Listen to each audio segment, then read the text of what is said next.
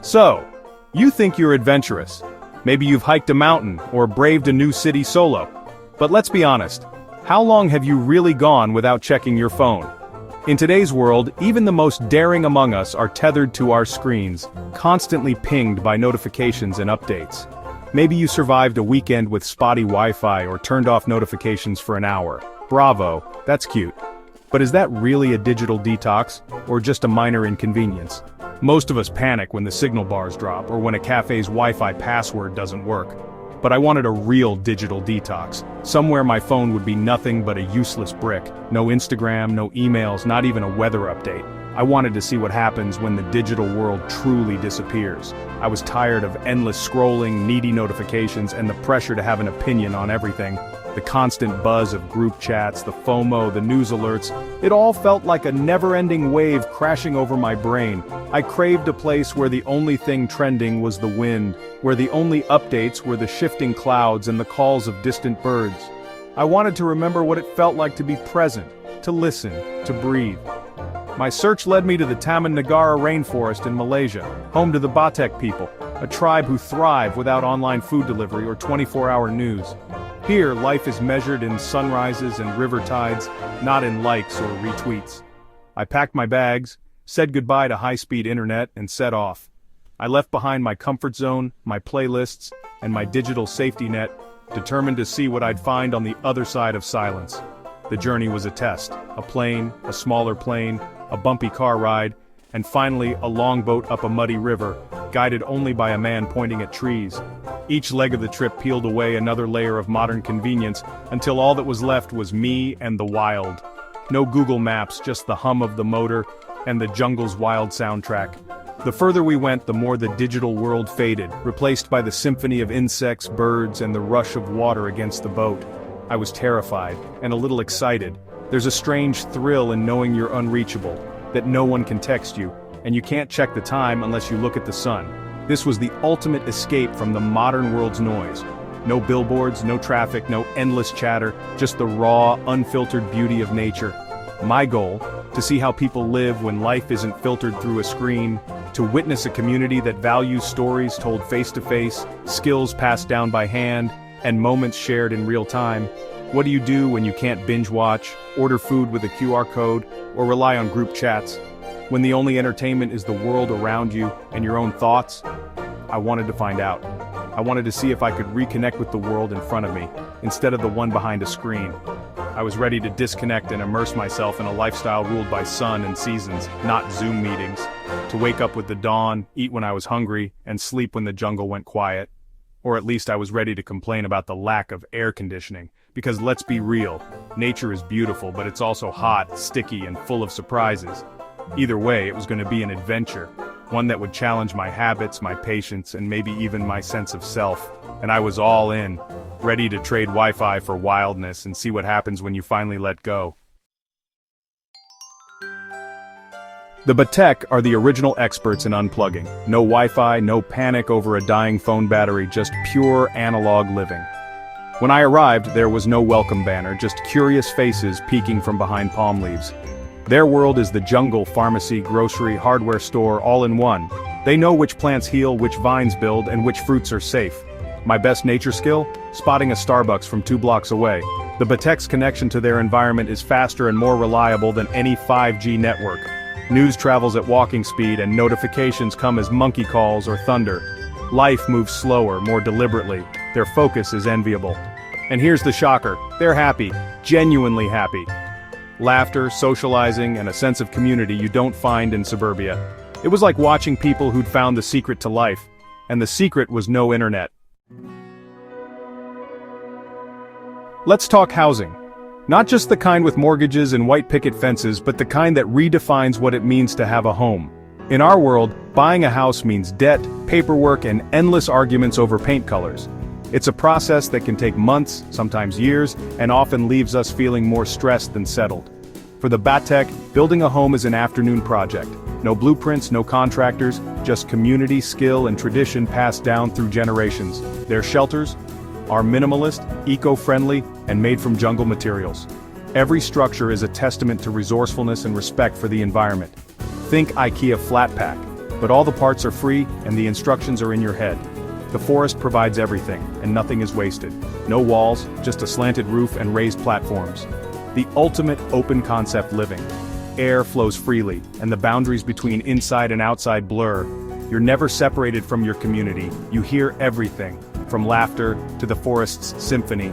Privacy is replaced by connection, and every day is shared.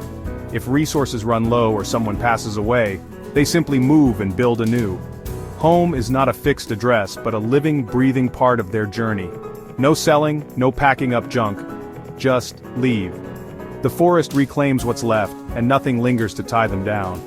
Their wealth isn't in possessions, but in freedom, knowledge, and relationships. Stories, skills, and laughter are the true treasures here. They're custodians, not owners of the land. Every step is taken with care, every resource borrowed with gratitude. It made me wonder, do I own my stuff, or does my stuff own me? Our homes fill up with things, but do they fill us up? The Batek's approach to shelter is a lesson in flexibility and harmony with nature. It's about adapting, not accumulating. Maybe less really is more. In a world obsessed with ownership, the Batek remind us that true security comes from community, adaptability, and living lightly on the earth. In my world, dinner is a question of endless choice and delivery apps. With a few taps, I can summon any cuisine to my doorstep. Thai, burgers, sushi, you name it. The glow of my phone screen is my menu, and the hardest part is deciding what to order, not how to get it. For the Batek, it's about what the jungle provides. Their world is one of abundance, but only if you know where to look and how to listen to the forest. Their diet is true farm to table. Foraged tubers, wild fruits, roots pulled from the earth, and leaves plucked fresh from the trees. Every meal is a direct connection to the land. Honey from giant bee nests is a rare treat, harvested with courage and skill. It's sweet, but also a reminder of the risks and rewards of living close to nature. Men hunt with blowpipes and poison darts, sustainable, skillful, and requiring patience and deep knowledge of the animals they pursue. Every hunt is a test of respect for the jungle's balance. And nothing like supermarket shopping. There are no aisles, no plastic packaging, no fluorescent lights, just the sounds of the forest and the satisfaction of gathering what you need. Watching a man track a monkey for hours made me rethink my impatience over a 5-minute latte wait. Here, food is earned, not just bought. Food prep is simple. Roast over a fire, using only what's at hand. No microwaves or spice racks.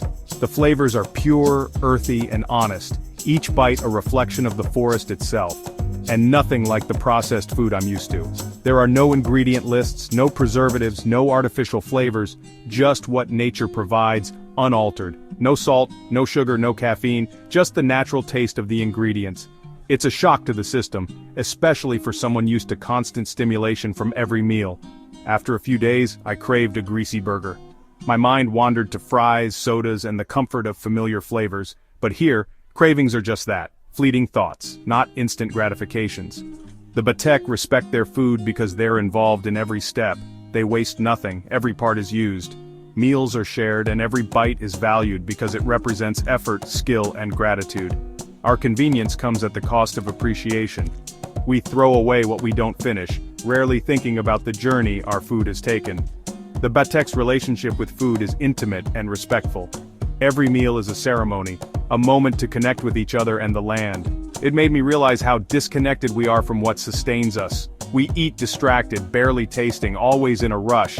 Convenience has a cost, and it's often our gratitude. The jungle taught me that food is more than fuel. It's a relationship, a story, and a lesson in patience and respect. My workday is alarms, screens, endless meetings, and a to-do list that haunts me. The Batek's day is ruled by sun, weather, and community needs. No clocks, no schedules, no performance reviews. Their work is survival, and their office is the jungle. Men hunt and gather, women forage and care for camp and children. It's hard, physical work, but everyone contributes and shares. No career ladder, just actual trees to climb. The pace is unhurried, they work until the job is done, then rest. Rest isn't a luxury, it's essential. The Batek balance effort and ease, valuing leisure and connection. Their work has immediate, tangible purpose: food, medicine, survival. No existential dread, just meaning. They may not have LinkedIn, but they have purpose. It made me question what work really means.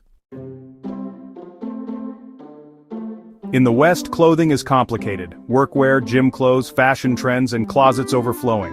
Baytech fashion, simple, practical, unchanged for centuries. Clothing is about comfort and function, not status. Traditionally, it was bark loincloths. Now, maybe a t-shirt or sarong worn until it falls apart. No designer labels, no fast fashion, no seasonal collections. Their wardrobe is minimalist, ours is maximalist. The Batek take only what they need, use it until it's gone. It's the most sustainable fashion model imaginable. I felt ridiculous in my high-tech travel gear. They're judged by character and skill, not brands. It's liberating to see clothes as just clothes. Maybe less really is more. What do you do for fun with no Netflix, YouTube, or video games? I was worried.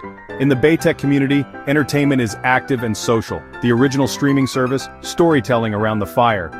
Elders share myths, history, and lessons. More than entertainment, it's education and culture. Kids listen, learning their heritage. There's music too, bamboo flutes, songs about the hunt and daily life. Playtime is imaginative, no toys, just sticks, stones, and the whole jungle as a playground. Kids mimic adults, swim, climb, and invent games. Entertainment is communal, not solitary. In our world, we're often alone with our screens. For the Baytech, fun strengthens bonds and identity. We used to entertain each other, not just ourselves. All you need is a fire, a story, and each other. Leaving the Batek was like waking from a dream. The slow longboat was replaced by the chaos of cars and airports. Jungle sounds gave way to traffic and phone dings, a sensory assault. Back in my hotel, I reflexively connected to Wi-Fi. My phone exploded with notifications. Social media felt loud, trivial, and stressful after the jungle's simplicity. At the supermarket, the endless choices felt absurd. People walked the streets glued to their phones, disconnected from reality. The world felt faster, louder, and less real. In the jungle, life was immediate and tangible. My trip didn't just show me how the Batek live, it made me question how I live. After a week with no Wi-Fi or processed cheese, what did I learn? I'm not moving to the jungle, but I left with a big question. What have we lost in our pursuit of convenience? The Batek have little, but they're rich in community, purpose, and wisdom. They remind us there are other ways to be human. I'm not saying we should all go off-grid, but maybe we don't need to be connected 24/7 or own so much stuff. The Batek lifestyle isn't perfect, but it holds up a mirror to ours. Maybe the good life is about enough, not more. And that's something worth thinking about.